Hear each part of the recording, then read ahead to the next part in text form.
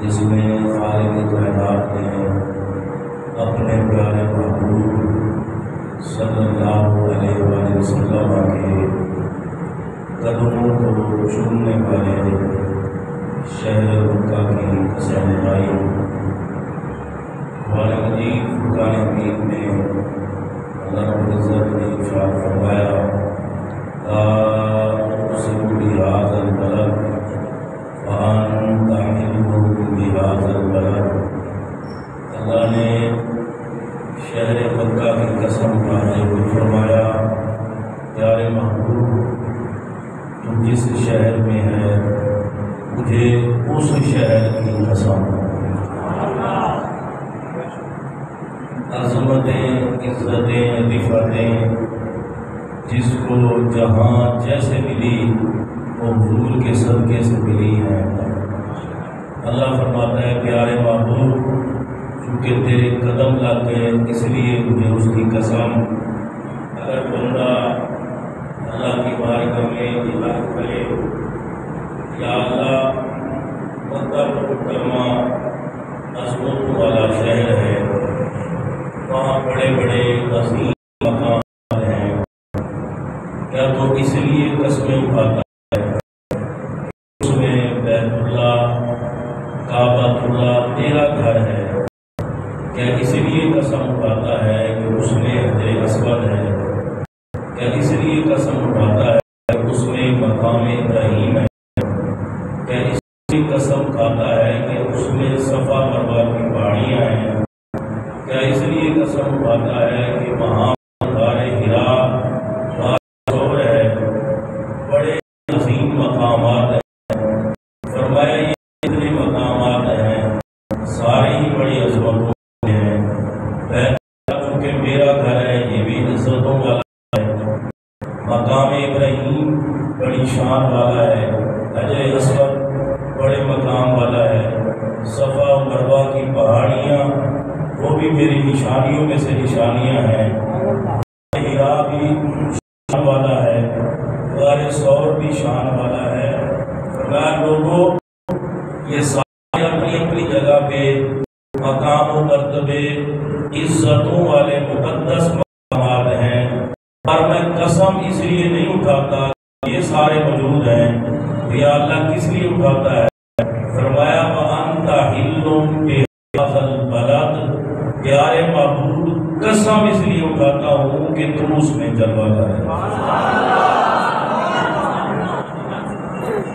سارے جتنے مقامات ہیں اپنی اپنی جگہ پر بڑی شان والے ہیں، لیکن جو مین وجہ ہے فرمایا معبود اس لیے کہ تیرے قدموں کے تلوں کو چوما ہے شہر مکہ کی قدم۔ میں اس لیے میں قسم اس لیے اٹھاتا ہوں پیارے محبوب کہ تو اس شہر میں جلوہ گر ہے، اور یاد رکھیں بالکل حج قریب ہے، شہر مکہ کو اللہ نے بڑی فضیلت عطا کی ہے، بیت اللہ کا طواف کریں تو بڑی برکتیں، حجر اسود کو بوسہ دیں تو بڑی برکتیں، مقام ابراہیم پہ جا کے نوافل تو بڑی برکتیں، صفا مروہ پہاڑی پہ جا کے چکر لگائیں تو بڑی برکتیں، جس پہاڑ پہ جاتے ہوئے صدیق اکبر سرکار کو اٹھا کے کندھوں پہ گئے وہاں بھی بڑی برکتیں، جہاں میرے آقا جاتے خدیجہ کبریٰ کھانا لے کر آتی، جبرائیل سلام لے کر آتا، وہ غار حرا بھی بڑی برکتیں۔ تو یہ سارے کے سارے مقامات جب بندہ جاتا ہے عمرہ کرنے کے لیے یا حج کرنے کے لیے تو اسے پتہ چلتا ہے کہ یہاں کتنی برکتیں ہیں، کتنی عظمتیں ہیں۔ میرے پاک نبی صلی اللہ علیہ وآلہ وسلم کا ارشاد گرامی ہے، حضور فرماتے ہیں النظر الی الکعبۃ عبادۃ، کعبے کو دیکھنا عبادت ہے، کعبے کو دیکھنا عبادت ہے۔ میرے پاک نبی صلی اللہ علیہ وآلہ وسلم فرماتے ہیں روزانہ کعبے کے اوپر 120 رحمتیں اللہ کی طرف سے اترتی ہیں۔ کتنی رحمتیں؟ 120 رحمتیں اترتی ہیں۔ فرمایا 60 للطائفین، 60 رحمتیں انہیں نصیب ہوتی ہیں جو بیت اللہ کا طواف کرتے ہیں۔ اور میں آپ کو بتاؤں اللہ کو دیکھنا عبادت ہے۔ میرے کا ارشاد ہے کہ جو بندہ پہلی نظر میں جب جائے، پہلی نظر میں جو کچھ مانگے اللہ اسے کعبۃ اللہ کے صدقے عطا فرماتا ہے۔ اب بندہ جب پہلی مرتبہ جاتا ہے، عمرے پہ جاتا ہے، حج پہ لوگ جا رہے ہیں، پہلی مرتبہ جب جاتا ہے بیت اللہ کو دیکھتا ہے تو وہاں پر کیا حاصل ہوتے ہیں، کیفیات کیا ہوتی ہے؟ جو گئے ہیں ان کو پتہ ہے، جو نہیں گئے وہ تڑپتے ہیں جانے کے لیے، لیکن خاص طور پر ان لوگوں کے لیے بات ہے جو ہو کے دیکھ کے آ گئے۔ یہ جب پہلی نظر ہوتی ہے بندے کی، پہلی نظر یہ اس نے داخل ہوا گیٹ سے اور بالکل دور سے آتا ہے، بندہ نگاہیں جھکا کے آہستہ آہستہ قدم رکھتے ہوئے بیت اللہ کی طرف ہوتا ہے، اور اس کے دل میں یہی خیال ہوتا ہے جب پورا بیت اللہ، پھر ذہن میں ایک اور بات ہوتی ہے، وہ کہتا ہے یار میں کتنا خوش قسمت ہوں جس کعبے کی طرف منہ کر کے ساری زندگی نمازیں پڑھتا رہا، آج اسی کعبے کو دیکھنے کے لیے آ گیا۔ ساری زندگی منہ کر کے کعبے کی طرف نمازیں پڑھتا رہا، آج میرے مقدر جاگے، نصیب جاگے کہ میں اسی کعبے کو دیکھنے کے لیے آ گیا۔ ایک تو یہ بات، اور پھر نگاہیں نیچی کر کے آہستہ آہستہ قدم اٹھاتے بندہ جب سامنے جاتا ہے نا، یقین کریں پھر بندے کو پتہ نہیں ہوتا میں مکے میں ہوں، پاکستان میں ہوں، پتہ نہیں زمین پہ ہوں یا آسمان پہ ہوں، پتہ نہیں ہوں کہاں، بس اس کے ذہن میں یہی بات ہوتی ہے یا اللہ میں جتنا تیرا شکر ادا کروں کم ہے، یہ دن تو نے مجھے دکھا دیا زندگی کی تھکاوٹیں دور کرنا۔ پہلی نظر میں جب بندہ پہلی نظر جا کے دیکھتا ہے، اور میں آپ کو بتاؤں ہر بندے کا ایک اپنا اپنا نظریہ ہے، اپنا اپنا پوائنٹ آف ویو ہے۔ کوئی بندہ کہتا ہے نہیں پہلی نظر میں جب جاؤ دیکھو کعبے کو تو جاتے ہو، کوئی بندہ کہتا ہے یا اللہ میں بڑا غریب ہوں، ماڑا ہوں، رزق حلال کا کر، دعا ٹھیک ہے غلط نہیں ہے۔ ایک بندہ کہتا ہے یا اللہ میری اولاد نہیں ہے، نیک صالح اولاد کا کر، دعا یہ بھی ٹھیک ہے۔ ایک بندہ کہتا ہے یا اللہ میرا گھر نہیں ہے، میں بے گھر ہوں، گھر عطا فرما، دعا اس کی یہ بھی ٹھیک ہے غلط نہیں ہے۔ لیکن اگر کوئی مجھ سے پوچھے کہ دعا کیا کرنی چاہیے، میرا اس میں پوائنٹ آف ویو کیا ہے، تو اس کو میں یہ بتاؤں گا جو میں نے خود بھی کی ہے۔ بندہ دو چیزیں بالکل ذہن میں رکھے جب پہلی نظر کعبے پہ پڑے، دو چیزیں۔ پہلی چیز بندہ جائے اور جا کر دیکھتے ہی گئے یا اللہ ایمان کی سلامتی عطا فرما۔ سب سے پہلی چیز قیمتی چیز یہ ہے بھائی، ایمان ہوگا تو پھر معاملات ہیں اعمال کے، اگر ایمان نہیں تو بندہ کسی کام کا نہیں۔ کلمہ پڑھا ہے مرتے دم تک مومن ہے اور مومن رہے، یہ چیز ہے ایمان پہ سلامتی۔ سب سے پہلی دعا بندے کے ذہن میں یہ ہونی چاہیے کہ مال دولت رزق یہ سب کچھ اولاد جائیداد یہ بات کی چیزیں ہیں، سب سے بندہ پہلے یہ دعا کرے یا اللہ زندہ رہوں، ایمان کی سلامتی ہو، مرتے وقت بھی کلمہ نصیب ہو۔ پہلی چیز یہ ہے۔ دوسری چیز سنیں، دوسری چیز کیا کرنی چاہیے بندے کو، ذہن میں اس کے کیا ہو۔ دوسری چیز بندہ جا کے ایمان کی سلامتی کے بعد اللہ کی بارگاہ میں پہلی نظر میں جا کے یہ کہے یا اللہ ایمان کی سلامتی کے ساتھ ساتھ صحت عطا فرما۔ پچھلے جمعہ مبارک کا ایک مبارک پہ یہاں پہ بیٹھے ہوتے چیئر پہ خوبصورت نوجوان تھا، آپ نے دیکھا ہوگا، میں نے بھی دیکھا، بالکل یہاں یہ دوسری صاحب ہے، بڑا ہی خوبصورت جوان تھا اور کسی بڑے گھرانے کا ہوگا، میں آپ جانتے تو نہیں کیونکہ اس سے بعد میں بندے لینے کے لیے آئے۔ تو وہ نوجوان یہاں پہ بیٹھتا رہا، اتنا خوبصورت چہرہ تھا اس کا، نوجوان تھا، لیکن جب جمعے کے بعد، سلام کے بعد، دعا کے بعد یہاں پر لوگ چلے گئے، اینڈ پہ اس کو لینے کے لیے آئے تو میں نے اپنی آنکھوں سے دیکھا اس نوجوان کو پکڑ کے لے گئے۔ کیوں؟ اس کا کوئی ٹانگوں کا مسئلہ تھا۔ صحت سب سے بڑی چیز ہے بھائی۔ یہاں پر کوئی بندہ 90 سال 80 سال یا 85 کا، چودھری صاحب بیٹھے ہیں، ان کی عمر بہت زیادہ ہے، 100 کے قریب ہے سر، تقریباً 90 ہو گیا سر، تقریباً ایسا ہے۔ تسی دیکھو نہیں بھی 5 وقت کی نماز پہ پڑھ دیں، صحیح بات ہے۔ یہ کیا ہے کہ صحت ہے، ایمان کی سلامتی اور صحت، یہ دو چیزیں جس بندے کے پاس ہو اور کچھ نہیں چاہیے۔ ایمان ہو تو معاملات آگے ٹھیک ہوتے ہیں، نماز پڑھے گا، ایمان ہوگا تو نماز قبول ہوگی، ایمان کی دولت ہوگی تو روزہ قبول ہوگا، ایمان کی دولت ہوگی تو کعبے کا طواف قبول ہوگا، ایمان کی دولت ہوگی تو صفا مروہ کی صحیح قبول ہوگی، ایمان ہوگا تو غار ہرا میں جانا بھی قبول ہوگا، مقام ابراہیم پہ جانا قبول ہوگا، حجر اسود کو چھونا قبول ہوگا۔ ایمان ہی نہیں تو کچھ نہیں۔ اور دوسری بات، میں نے کئی لوگوں کو وہاں پر جا کے دیکھا ہے، چیئر پہ بیٹھ کے طواف کعبہ کرتے ہیں اور چیئر پہ بیٹھ کے صفا مروہ کی صحیح کرتے ہیں۔ صحت نہیں ہے، ایمان تو ہے۔ بندے کو دو چیزیں اللہ کی بارگاہ میں جاتے ہوئے ذہن میں رکھ کے اللہ کی بارگاہ میں التجا کرنی چاہیے، مالک ایمان کی سلامتی عطا فرما، ہمیشہ والی صحت عطا فرما۔ یہ بھائی میرا پوائنٹ آف ویو ہے، یہ میرا نظریہ ہے، اگر کسی کو اختلاف ہو تو کر سکتا ہے، لیکن جس کے پاس یہ دو چیزیں ہیں، سمجھنے کائنات کی سازش ہے اس کے قدموں میں۔ اب پہلی نظر اس نے جا کے کعبے کو دیکھا، میرے آپ بات ہے، لوگوں سن لو، جو بیت اللہ کو پہلی نگاہ میں دیکھے اور جو مانگے اللہ اسے بیت اللہ کے صدقے میں سب فرما دیتا ہے۔ اور آج کے جمعہ مبارک پر چونکہ خصوصاً ہم نے شہر کی فضیلت بات کرنا ہے اور حضور صلی اللہ علیہ وسلم کی بارگاہ میں نذرانہ کرنا ہے، دعا کرتا ہوں جو ابھی تک، یا اللہ ان کو اپنے گھر کا طواف ضرور کرا، دے آمین، یا اللہ انہیں حرم شریفین کی عبادت نصیب فرما، وہ بھی تیرے گھر کا طواف کریں اور وہ بھی حجر اسود کو چھوئیں۔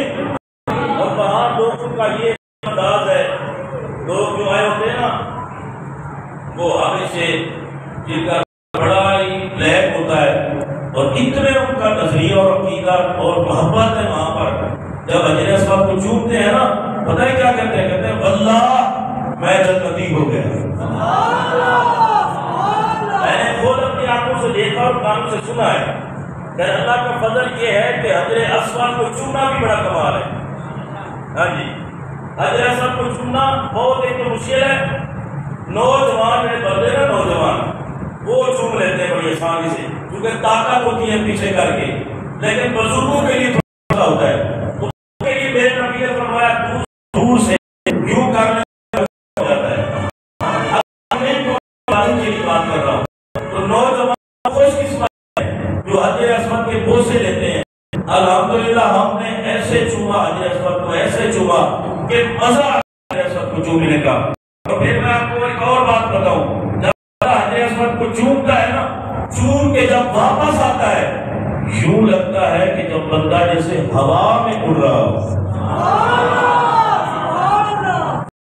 وہ ہمارے بزرگ سے ادھر پاکستان گئے ہوئے تھے، 70 سے اوپر بات کی، تو وہ جب وہاں پہنچے حجر اسود کا بڑا مشکل سے، تو بوسہ لیتے لیتے وہ بے ہوش ہو گئے۔ ایسے وہاں پر بوسہ لیتے لیتے اللہ کو پیارے بھی ہو جاتے ہیں، اتنا وہاں لوگوں کی، لیکن کچھ کے بعد ان کو ہوش آیا تو یہ بڑی عظمت کی بات ہے حجر اسود کو، وہاں کے لوگوں کی محبت یہ ہے کہ وہ لوگ جب چومتے ہیں تو کہتے ہیں اللہ کی قسم اسی پکے جنتی ہو گئے ہیں۔ یہ لوگوں کا نظریہ ہے۔ تو میرے نبی علیہ السلام نے فرمایا قیامت کے دن حجر اسود کو جس نے چوما ہے، دور سے چوما یا قریب جا کے چوما، فرمایا جس نے چوما ہے، میرے آقا فرماتے ہیں حجر اسود کو اللہ دو آنکھیں عطا فرمائے گا، ایک زبان عطا فرمائے گا۔ یا رسول اللہ پھر کرے گا کیا؟ فرمایا جس نے چوما ہوگا، محبت کی ہوگی، حجر اسود کہے گا یا اللہ میں اس کی سفارش کرتا ہوں، اسے جنتی کر دے۔ میرا سوال یہ ہے حجر اسود کو کوئی چوم لے وہ تو جنت میں چلا جائے، جنہاں نبی پاک نے ہاتھ چوم لے بڑے دلے سبحان اللہ۔ ویسے آپ یاد اپنے گھر بھی لگی، ہاں جی میں وہ دوسری مرسے کا دکھا گیا اس وقت ٹینشن نہیں چاہیے، پورا چل رہے ہیں ٹھیک ہو گیا مولا، یہ اینٹی گھر لگی تسی بابا کا رکھ کے چھوڑو سبحان جیڑا بندہ اس وقت چومے پکی گل حدیث کے حجر اسود اسے بخشوا کے جنت میں لے جائے گا۔ میرا سوال یہ ہے پتھر کو چومے جنت میں چلا جائے، اللہ میری پتھر کو چومنے والا جنت میں چلا جائے، صدیق اکبر نے تو ساری زندگی چومے ہی محبت کے ہاتھ ہے۔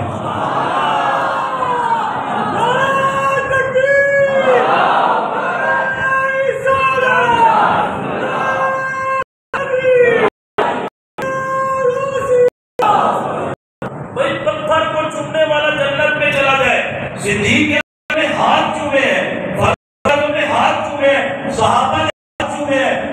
رحمۃ اللہ علیہ نے بڑی خوبصورت حدیث وہ نقل فرمائی لکھتے ہیں، وہ کہتے ہیں کہ حضور کی بارگاہ میں نا ایک آ گیا دیہاتی بندہ حضور کی بارگاہ میں، اور اس نے آ کر کہا کہ میں کلمہ پڑھوں گا لیکن معجزہ دکھا دے۔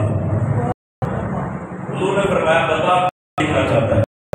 اس نے کہا کہ وہ جو سب سے پرانا درخت ہے، پرانا درخت، اسے آپ اپنی بارگاہ میں آئیں، تو آپ کی بارگاہ میں آئے واپس چلا جائے کلمہ پڑھے۔ بڑا بدبخت بندہ جو کلمہ پڑھ کے اپنا مانے، اتنا سوچ لینا چاہیے۔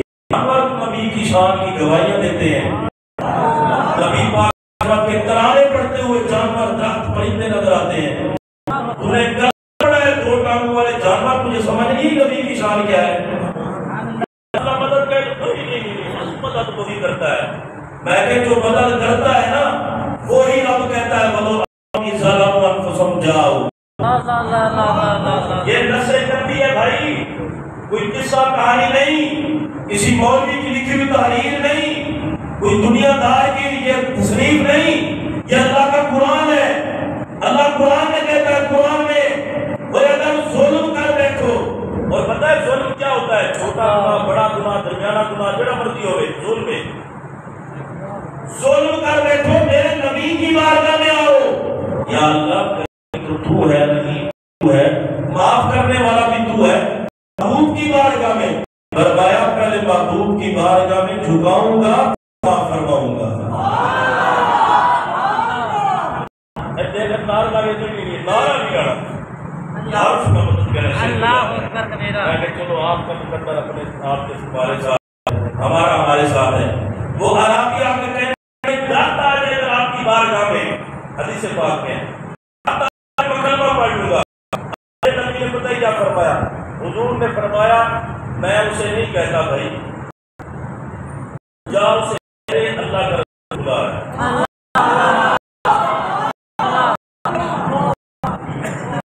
سے تو جا کے کہتے تجھے اللہ کا رسول بلا ہے، پیغام دے گا۔ عربی گیا پیغام درخت دایا ہلا، آگے پیچھے ہلا، جڑیں اکھیڑتے ہوئے میرے نبی کا میں اس کا بہت کیا آ گیا، میرے اسے اشارہ کیا، واپس چلا گیا. اب جب آیا تو بتایا جا سنیوں کے ذوق کا جملہ ہے. درخت آتے ہی میرے نبی کی بارگاہ میں کہنے لگا السلام علیکم یا رسول اللہ.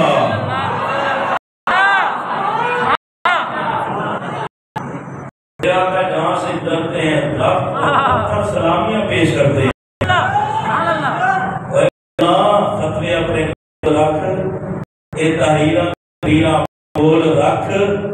تو صرف اتنا پتا ہے جو نبی کا بے ادب ہے اس کی دنیا و آخرت برباد ہے، اور جو نبی کا باادب ہے دنیا و آخرت آباد ہے. میں تو صرف اتنا پتا ہے اور جیسے نبی کو پتھر سلام کرتے ہیں تو جواب سلام نہیں کرتا، اس کرنے سے منع کرتا ہے. ہم تو وہ نبی پاک نوکر ہے، ہم زندہ ہیں سلام کرتے رہیں گے. قبر میں بھی کہیں گے السلام علیکم یا رسول اللہ، حشر میں اٹھیں گے تو کہیں گے السلام علیکم یا رسول اللہ، جنت میں جاتے ہوئے بھی کہیں گے السلام علیکم یا رسول اللہ. سن تو ہے جو مان تو سکتا ہے ہماری محبت کا کبھی نہیں چھوڑے. وہ درخت آ کر کہنے لگا السلام علیکم یا رسول اللہ. درخت چلا گیا. اب جملے کہنے لگا، آپ سنیں بڑی توجہ کے ساتھ. درخت واپس گیا حضور کے اشارے سے. اب اس بندے نے کلمہ پڑھ لیا میرے نبی کا. کلمہ پڑھا اور کہا آقا ایک اجازت چاہتا ہوں، اگر اجازت کی عنایت فرمائیں. حضور نے فرمایا کیا کہتا ہے؟ آپ کی اجازت دیں میں آپ کو سجدہ کروں. یہ عقیدے آپ سن لیں. آپ کہنا سنی سجدہ کرتے نا، چولے کو سجدہ کرتے ہیں، جو کرتے ہیں غلط کرتے ہیں. کئی بار کتنا مفتی صاحب نے یہی کہا، میں بھی کہتا ہوں جو سجدہ کرتے ہیں میں کہنا والا اعلان، غلط کرتے غلط کرتے ہیں. سجدہ صرف اللہ کی ذات کو ہے بھائی. اللہ کے پیاروں کو سجدہ نہیں کیا جاتا، اسے پیار کیا جاتا ہے. اس عربی نے کہا میں سجدہ کرتا ہوں، یہ میری محبت ہے. میرے نبی نے فرمایا اگر سجدہ کرنا ہوتا تو عورت کو حکم دیتا گھر والے کو سجدہ کرے. میرے نبی نے فرمایا سجدہ نہیں کرنا، باقی نہیں کر. اس نے میں چلو نہیں کرتا. ایک اور بات لینا چاہتا ہوں، آپ مجھے اجازت دیں. حضور نے فرمایا کون سی؟ اس ساتھ مکملہ یدے کا ورجلے کا. یا رسول اللہ مجھے اجازت دے میں آپ کے ہاتھ چوموں. سبحان اللہ. یہ کس نے کہا؟ صحابی نے کہا، کلمہ چونکہ پڑھ لیا تھا. آپ مجھے اجازت دے ان اکبرا یدے کا ورجلے کا. یا رسول اللہ مجھے اجازت دے. اور میرے نبی صحابی نے یہ مسئلہ حل کر دیا. لوگ بعد میں کہیں گے نہیں ہاتھ بھی چومنا، قدم بھی چومنے. میں آج اس حدیث کا سہارا لیتے ہوئے جمعۃ المبارک کے اس اجتماع میں عرض کرنے لگا ہوں. صحابی رسول نے مسئلہ حل کر دیا. اس نے کہا آقا آپ کے ہاتھ پاؤں چومنا چاہتا ہوں. اگر کوئی کام یہ جائز نہ ہوتا میرے نبی کہتے لا لا لا نا ایسا نہیں کرنا، کبھی میرے ہاتھ نہیں چومنے، قدم نہیں چومنے. میرے نبی نے کہا فآذن لہ، فرمایا صحابی جہاں تمہیں اجازت دیتا ہوں وہ جو محمد کے ہاتھ بھی چوم، محمد کے قدم بھی چوم.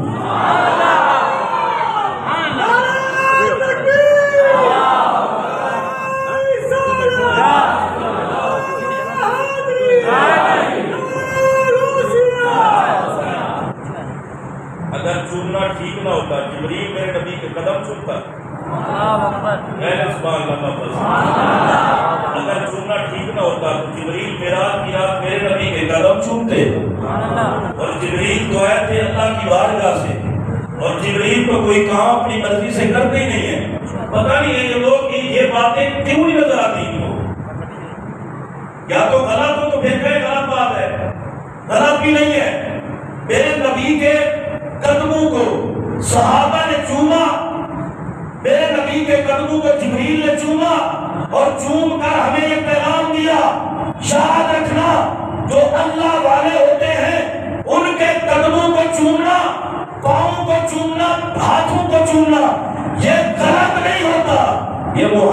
کی سنت ہوتی ہے، محمد کے صحابہ کی بھی سنت ہوتی ہے۔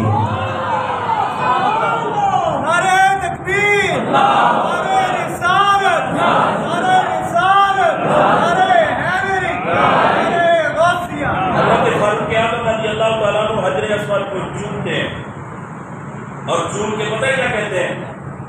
جناب کہتے ہیں اے حجر اسود، تجھے اس لیے نہیں چومتا کہ تو جنتی بندہ ہے۔ پھر کیوں چومتے جناب؟ آیا اس لیے چومتا ہوں کہ تجھے میری سرکار نے، اور مجھے پتہ ہے تو بھی نہیں دیتا، ہماری ساتھ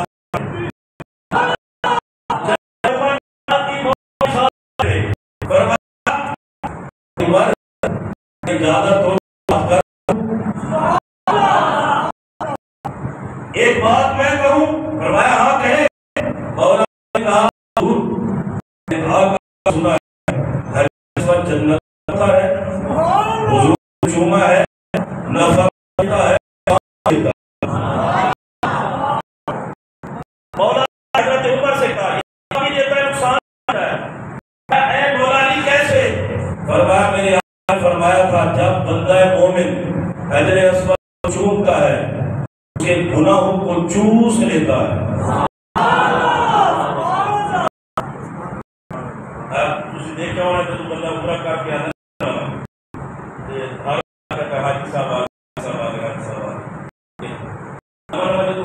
ہفتہ 5 دن مہینہ 15 دن نمازہ بھی ساریاں پڑھتا ہے، ہم بھی سارے بندے اور تھوڑے دن گزرے تو وہ ہو گئی عائشہ، وہ تازہ چونکہ وہاں سے پاک ہو کے آتا ہے۔ مسئلہ یہ ہوتا ہے اس لیے وہ سارے اچھے کام حضرت کو چوم کے آتا ہے، مقام ابراہیم پہ نماز پڑھ کے آتا ہے، صحیح کرتا ہے، وہاں سے پاک ہو کے آتا ہے۔ مولا علی نے میں نے سے سنا ہے جب بندہ مومن حضرت کو چومتا ہے تو اسود اس کے گناہوں کو چوستا ہے، اور جب کوئی کافر حجر اسود کو مس کرتا ہے وہ مومن والے گناہ کافر کے حصے دیتا ہے۔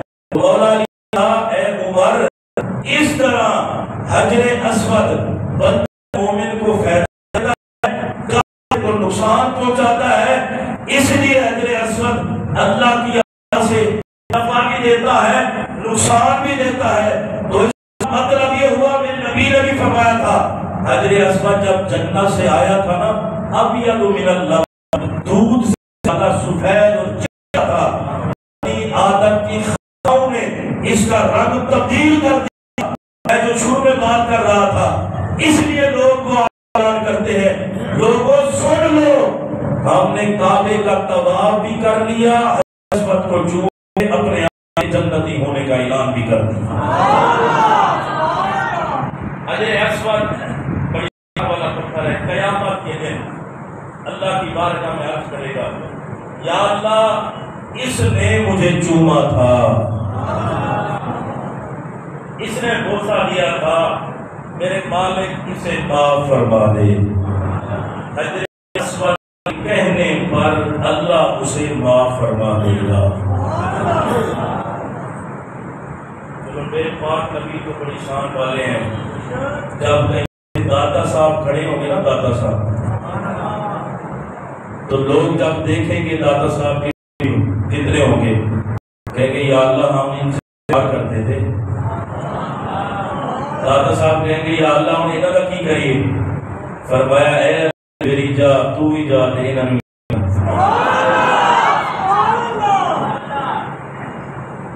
ہمارے اولیاء اللہ کے ہی جو ہیں وہ اتنے مگر والے ہیں کہ جو ان کے ساتھ لگ جائے گا اللہ پھر اس کے گناہوں کو دیکھے گا، اس نیک بندے کی وجہ سے اللہ معاف کر کے جنتی کر دے گا۔ میرے آقا تو انبیاء ہیں، سرکار جس کی طرف اشارہ کریں گے اللہ کی بات کہیں گے یا اللہ یہ میرا ہے، یا اللہ یہ بھی میرا ہے۔ اے جڑا بولے یا اللہ سارے نبی دے ساتھ دے جا پیار بولو اللہ، میرے نبی کی بارگاہ میں کہیں گے یا اللہ یہ بھی میرا، یہ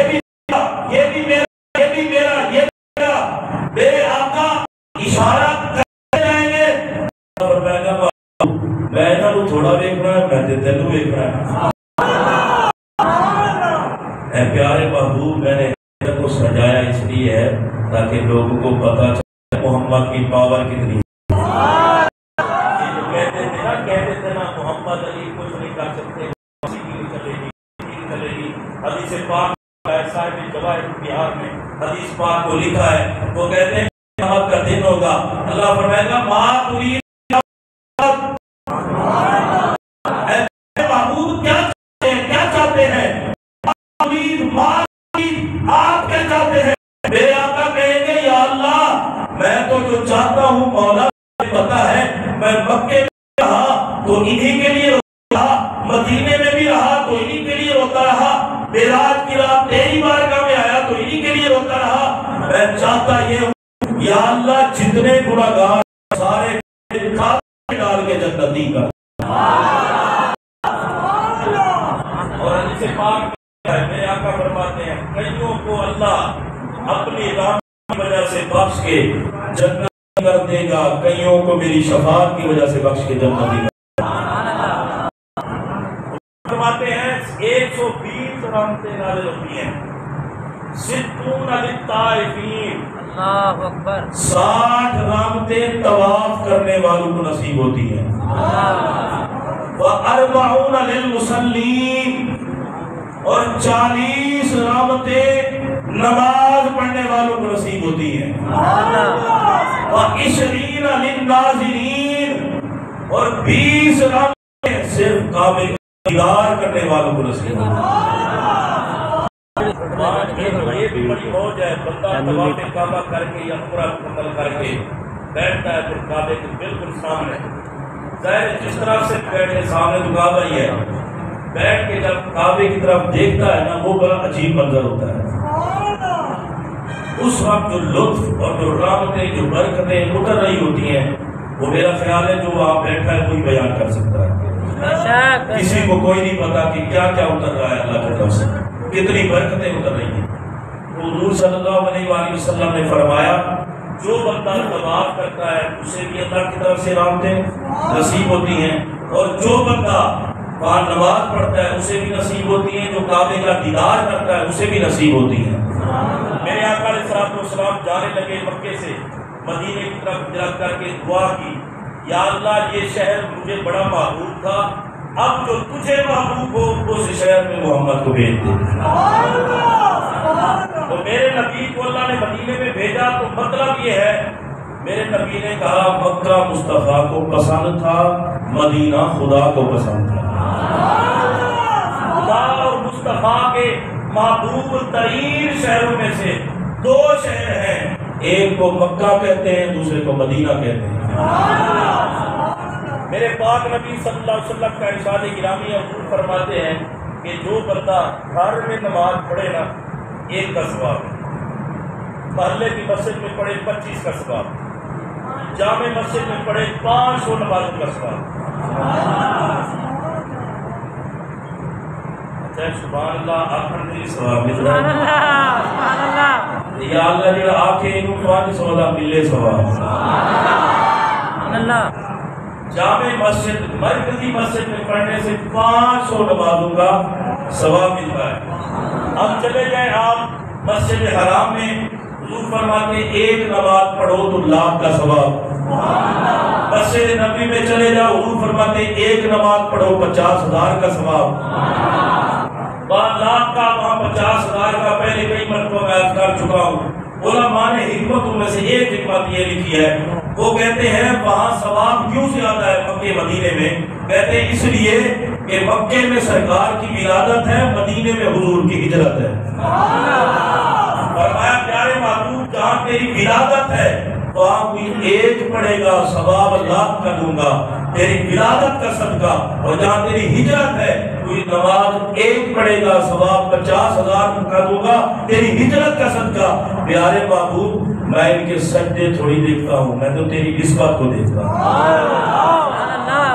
اگلی بات سننے اور آخری بات ہے میرے پاک نبی صاحب فرماتے ہیں, حضور فرماتے ہیں اللہ کی بارگاہ میں دعا کی, یا اللہ جتنی برکتیں مکہ المکرمہ میں رکھی ہے نا، اس سے دگنی بھی نہیں بلکہ چوگنی برکتیں مدینے میں عطا فرما۔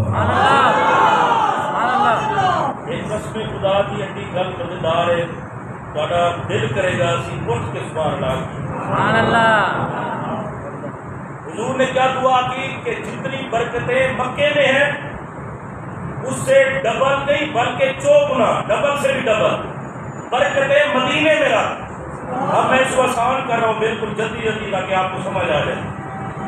مطلب یہ ہے کہ ایک بندے کے پاس گھڑی ہے نا، یا اللہ دوگنی کر دے، مطلب 2 دے دے۔ یہ اگر 4 ہوتے ہوں گا کبھی چوگنی ہے، 4 گنا ہے، ٹھیک ہے۔ 2 کی 1 کی 2، 2 کی 4 ہو جائے تو اسے کہتے ہیں چوگنی۔ ایک سپیکر ہو، 1 کے 2 ہو جائے دوگنے، اور 2 کے 4 ہو جائے تو چوگنا، یعنی ایک چیز جو 4 ہو جائے تو اسے کہتے ہیں چوگنا۔ اب سمجھے حضور نے دعا کیا کی کہ یا اللہ مکے میں جو برکت ہے اس سے چوگنا برکت مدینے میں کر، اور میرا نبی ہاتھ بعد میں اٹھاتا ہے، دعا قبول ہوتی ہے۔ میرے نبی نے دعا کی یا اللہ چوگنا برکت مدینے میں رکھ۔ اب آپ سنیں گے جو پورا کر کے خصوصاً ان کے لیے پیکیج ہے، اور یہ خصوصاً ان کے لیے اسے یاد رکھ لیں، پھر انشاءاللہ جائیں گے، انشاءاللہ آپ بھی جائیں گے۔ چوگنا برکت مدینے میں کر۔ اب مدینے کی برکت سنیں، ایک نماز پڑھو ثواب کتنا ہے؟ مکے میں ایک نماز پڑھو کتنا ثواب ہے؟ بولے سارے کتنا؟ 1 لاکھ کا۔ مسجد حرام میں صرف نماز پڑھنے کا کتنا ثواب ہے؟ 1 لاکھ کا۔ ذرا جلدی 1 لاکھ کا جگہ دوگنا ہوتا ہے، کتنا ہوتا ہے؟ 2 لاکھ۔ 1 لاکھ کا چوگنا کتنا ہوئے گا؟ اور لگتے سمجھ گئے تھوڑا۔ مکے میں مسجد حرام میں کوئی 1 نماز پڑھے تو کتنا ثواب؟ 1 لاکھ۔ مسجد حرام میں کوئی قرآن پاک کا 1 ختم کرے تو کتنا ثواب؟ 1 لاکھ قرآن۔ اگر مسجد حرام میں کوئی بیٹھ کے نماز پڑھے تو 1 لاکھ کا ثواب۔ روزہ رکھے تو 1 لاکھ روزے کا ثواب۔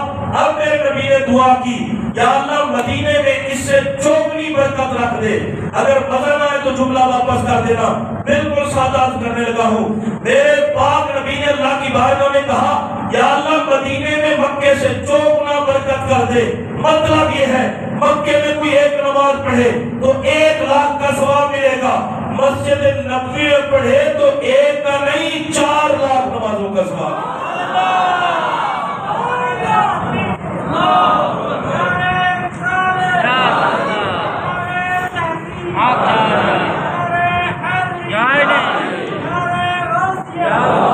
جڑے بندے جاتے ہیں نا حج کرنے واسطے ایسے پکے ہو کے نا مدینے جان بغیر جان تو مدینے پہنچ جاتے ہیں۔ میرے نبی کا ارشاد سننا ہے، انہوں نے فرمایا حج کرنے کیا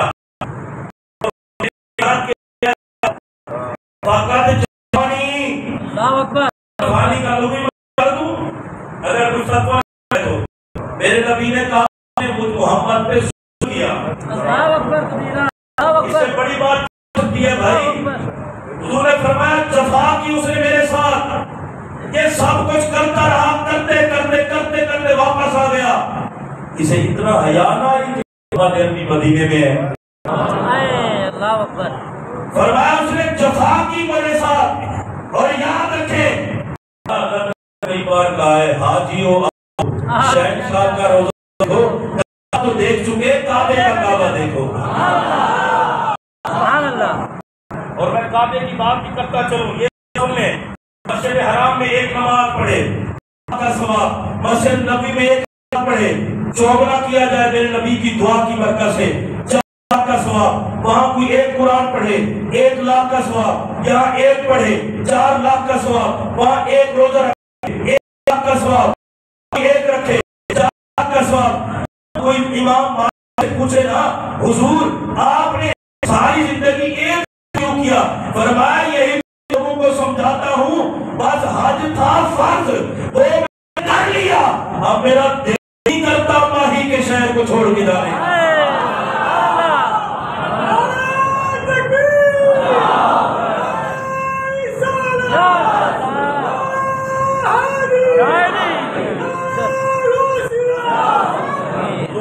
شہر کے جانے کا، چھوڑ کے جانے کا میرا دل نہیں کرتا۔ امام مالک تیری عصمت کے صدقے جائیں، پتہ ہے کیا کرتے تھے؟ جوتا نہیں پہنتے تھے، مدینہ تو رسول میں جوتا نہیں پہنتے تھے، ایک ہی حج کیا، ساری زندگی مدینے میں رہے، حضور جاتے کیوں نہیں؟ فرمایا اگر میں جاؤں راستے میں موت آ جائے، محمد کا مدینہ چھوٹ جائے، مصطفیٰ کریم کا مدینہ چھوٹ جائے، بس میں ادھر ہی رہوں گا ساری زندگی۔ جو بلڈنگ دیکھتے لگاتے چومتے، لوگوں نے کہا جھلا ہو گیا تو کرتا کیا ہے؟ امام مالک نے کہا میرے نبی سے میرا پیار ایسا ہے، میرا دل کرتا ہے اس بلڈنگ سے شاید محمد عربی کا وجود لگا ہو، پھر اسے چوم لیتا ہوں، پھر دل کرتا ہے اس بلڈنگ سے لگا ہو، اسے چوم لیتا ہوں، پھر دل کرتا ہے اس سے لگا ہو، اسے چوم لیتا ہوں۔ کہا میں تو یہاں آیا بھی محمد عربی کے لیے ہوں، جاؤں گا بھی محمد کی محبت۔ قیامت کا دن ہوگا، آخری بات بس 2 منٹ میں، قیامت کا دن ہوگا، بیت اللہ دلہن بن کے میرے نبی کی بارگاہ میں۔ اچھا بیت اللہ کو کس نے کہا ہے؟ ساجد حج کے نبی پاک کی بارگاہ جانے۔ میں نے کہا حضرت صاحب آپ نہ جائیں، ساری زندگی فتوے لگائیں، شیخ الحدیث بن جائیں، شیخ القرآن بن جائیں، آپ کی مرضی ہے، نہ جائیں، ہم آپ کوئی فتویٰ تھوڑی لگاتے ہیں، آپ کی اپنی مرضی ہے، مقدر ہے، بلکہ نصیب ہے۔ نہ آپ جائیں نہ لوگوں کو جانے کی تلقین فرمائیں، آپ یہیں پہ رہ جائیں، ضرورت نہیں ہے بالکل۔ بیت اللہ قیامت کا دن ہوگا، میرے آقا فرماتے ہیں دلہن کی طرح سجا کے گنبد خضرا کے سامنے رکھ دیا جائے گا۔ بیت اللہ کو دلہن کی طرح سجا کے میرے نبی کے روضے کے سامنے رکھ دیا جائے گا، اور بیت اللہ پتہ ہے کیا کہے گا؟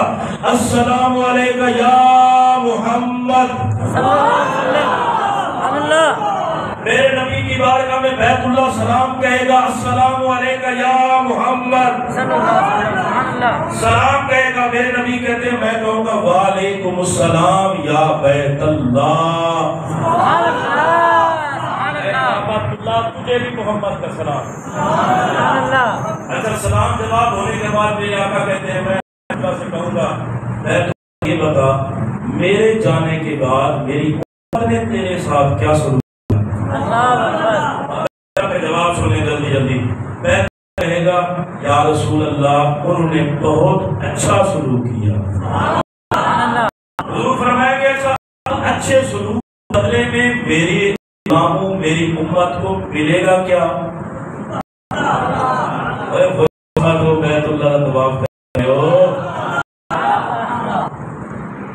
انہیں توفیق جن کو ملی، استطاعت ہوئی، جو کر کے ان کے مقدر کا کیا کہنا، جو نہیں کر کے آئے ان کے مقدر کا کیا کہنا، یہ جملے سن لیں۔ میرے نبی فرمائیں گے کیا یا رسول اللہ اچھا سلوک کیا، میرا طواف کیا، پر آ کر کیے، میرے نبی کہیں گے اے بیت اللہ پھر تو کیا کرے گا؟ جو کیا ہے ان کے ساتھ تیرا سلوک کیا ہوگا؟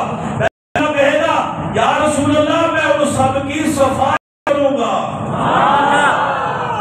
اب بیت اللہ کے جملے سنیں، بیت اللہ اللہ کا گھر، نبی کی بارگاہ کہے گا یا رسول اللہ صلی اللہ علیہ وآلہ وسلم جو مجھ تک آ سکے وہ میرے کھاتے جڑے نہ آ سکے وہ تواڈے کھاتے۔ میں ایک اور جملہ کہہ دوں، جس امت کو بچانے والا بیت اللہ ہو، رسول اللہ ہو، وہ امت سے چلے میں بیت اللہ کہے گا تو مجھ آئے وہ میرے کھاتے، جو آ سکے آقا وہ آپ کے کھاتے۔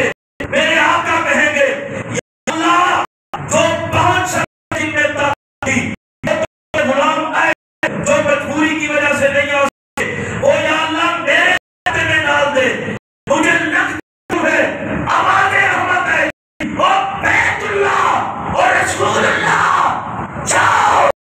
تو کئیوں کو اللہ کے کھاتے میں ڈال کے یا کئیوں کو محمد کے کھاتے میں ڈال دیا۔